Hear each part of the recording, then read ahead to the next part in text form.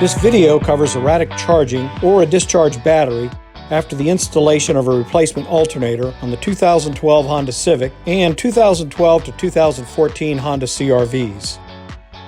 You can also refer to Honda Technical Service Bulletin 12-041, which was issued November 8th of 2014. Battery sulfation and certain driving habits may cause the Honda vehicle's PCM to select the wrong charging mode after alternator or battery replacement. And here's a couple of tips that will help you out with this situation. Tip number 1. It is always important to check your battery first when dealing with any charging system issues. Make sure your Honda's battery is fully charged. Once your battery has a full charge, it is also important to conduct a load test to make sure that your battery is still providing optimum performance.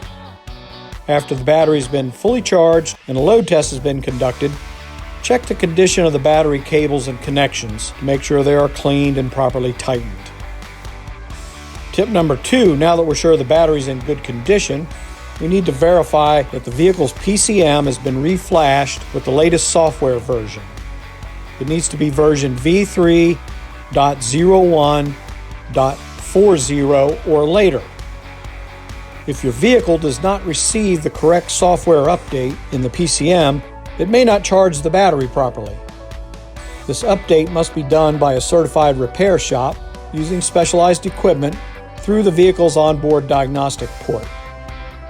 Without the proper software update, the PCM may select the wrong charging mode and the charging system may not function correctly.